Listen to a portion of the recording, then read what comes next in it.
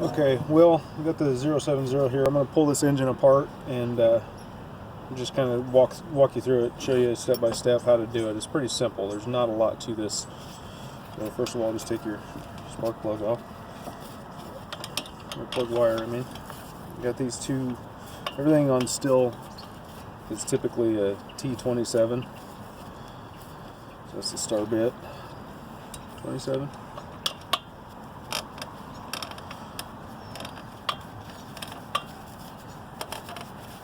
Obviously an impact would make this stuff quicker, but I'm going to do it with basic hand tools because I'm probably just going to send you this and whatever little tools you're going to need to do it. Okay, another, let's get this off.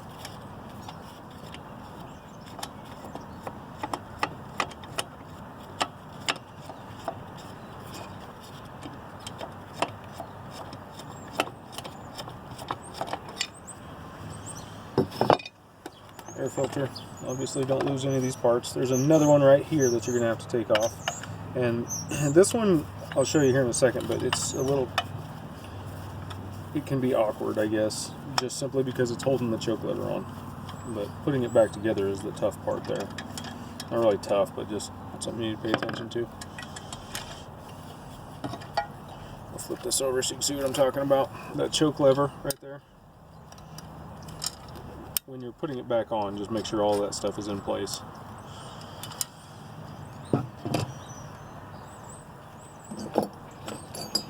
Set these over here so I don't lose them.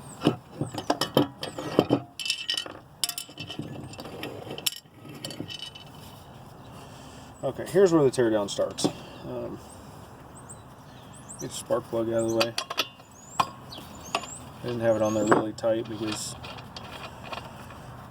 I've just put this on. I've never even started it yet.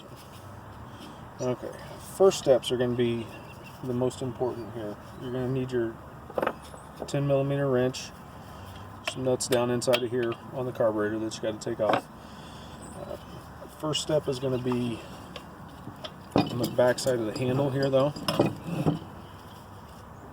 T27 up inside of here.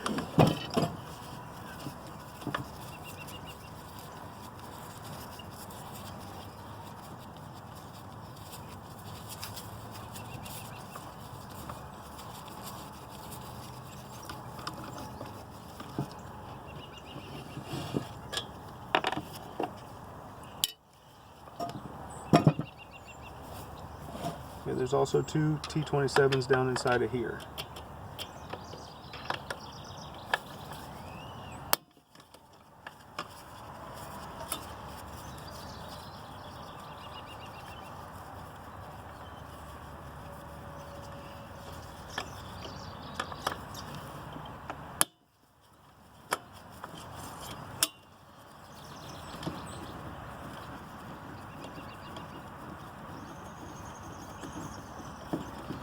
Okay, now that just disassembles your entire handle effectively. There's the throttle lever. Just going to kick it sideways. It's just two hooks. That's out of the way. Now you can just leave this hang if you want. Really, there's no further demo on this. You just don't want to lose these screws. So I'm going to pop them out.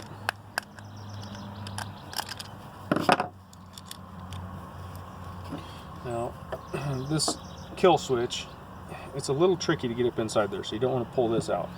Essentially what it is just a metal piece that's stuck inside of a couple deals like that and then crimped on. So I'm not going to put any pressure on that, I just don't want to pull it out. That's as far as you need to take that.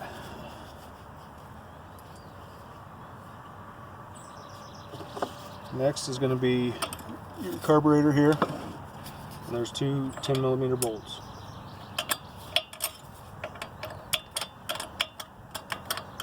And they're just nuts that are on a stud.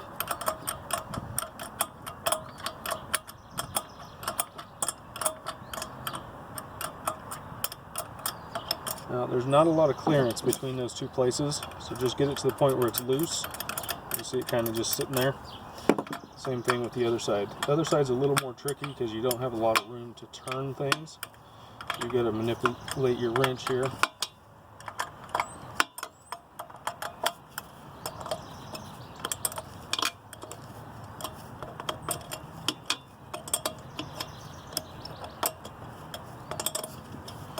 And once you get it to a point where it's out far enough, it'll start to turn pretty easily.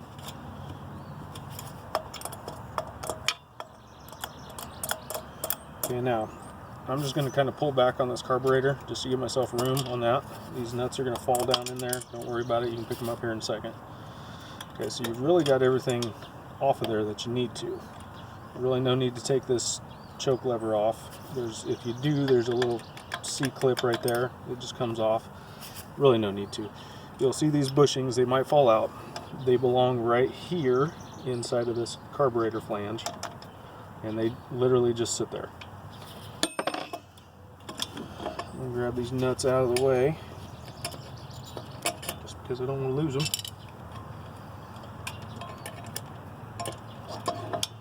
Okay, now you've got your intake manifold thing here. There's a gasket on top, and there's a heat shield with a gasket in front of it and behind it. Gentle with them, you don't want to rip them. Okay, there's one behind here too.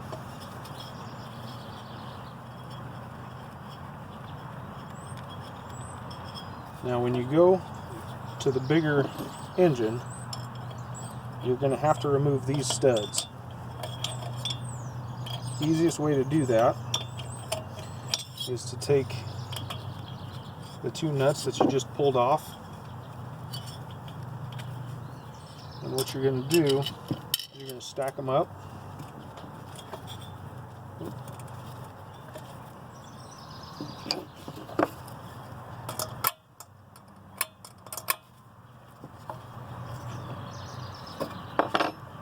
Run that down a little further. I'm not going to do it. But then you just run this nut down on top of there, tighten them together, and then use your back one to spin out so that the pressure of the nut goes into the pressure of that.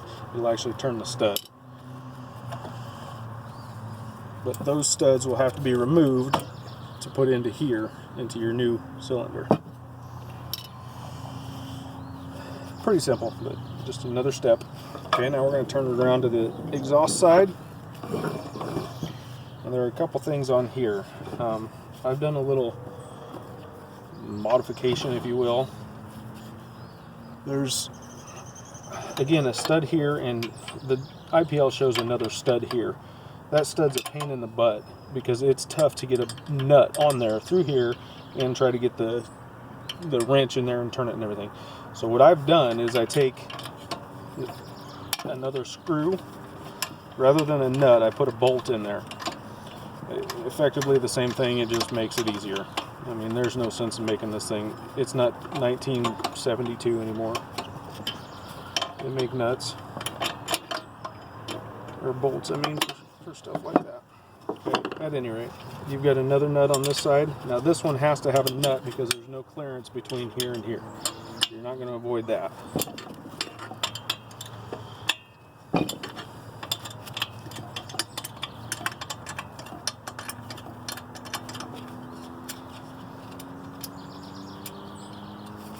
And I forget what the dimensions are on this. I think it's an 8 by 1.25, and then, I don't know, something like 25 millimeters long. Very common bolt, but I have extras, so, you know, this is basically just an extra bolt that I had laying around, and that's just how I did it. Okay, if you notice, there's a intake or exhaust gasket back here. It's going to be tricky when you put it back together. That's with the bolt. You just have to roll it up, line up the holes, and put it in, but no big deal. Okay, we're going to flip this over, get to the bottom side of here. There's a bracket on this exhaust that you've got to take off. Okay, and it's just, again, 227. One right here.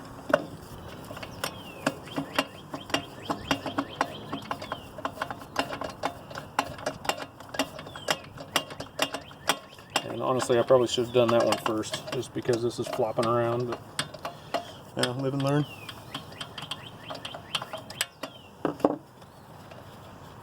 Just set that aside, and I'm going to loosen this just simply so I have play to put it back on. You can always get it lined up, and then, you know, because this moves side to side and up and down, so just loosen it just to get it out of the way. Okay, so now my exhaust should just come right off. Okay, exhaust gasket. There, everything's done. Now you can see the stud on there. There's a stud here. The IPL shows a stud here, but like I said, getting that bolt in there is a pain in the butt, so just using a bolt is way easier, way more effective. Okay, now to the cylinder head. Again, T27, they're just clear down in here. Go through the top. Moderate pressure, loosen them up.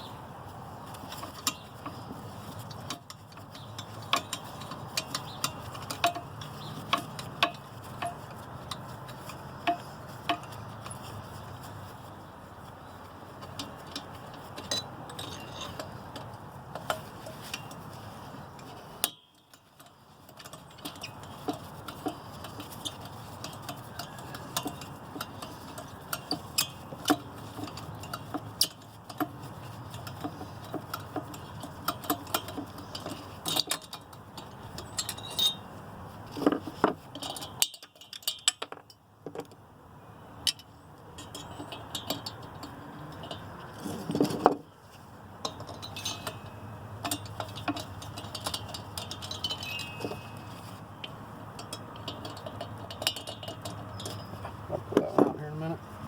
Okay, so at any rate, the cylinder's loose now, so you should be able to just lift straight up on this and it'll come off. Voila! Now I'm going to get rid of these bolts because I don't want them dropping down in the cavity there.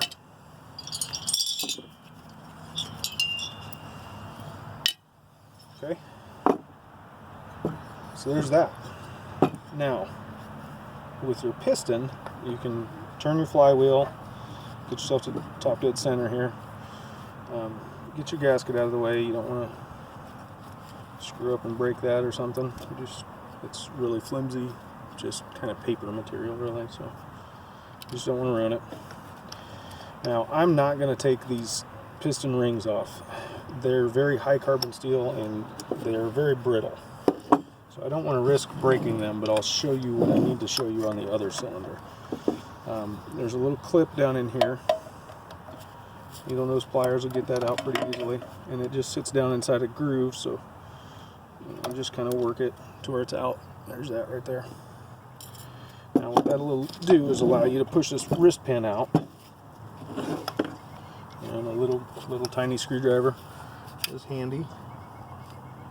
Push the wrist pin, and without marring it, just kind of gently grab it and pull. Now that releases your cylinder or your piston. Voila, all done. Okay, so that's really the demo process. There's not a whole lot to it. It's really pretty simple. There's two bolts, or a bolt here, a nut here, two nuts here. Take it apart, loosen these two screws, these four screws, lift it off. All done. I'll make another video on the build. One thing you want to be careful of, don't lose your roller bearing here. It's just sitting in here, so you don't want to lose it. And before you do anything, if you do remove this, those little needle bearings will pop out if you put pressure on them. I mean, they're just sitting in a little groove, so always make sure that you have those needle bearings in place before you do anything. If one of those falls out and gets inside of here, you're toasting an engine pretty simply. So that's that.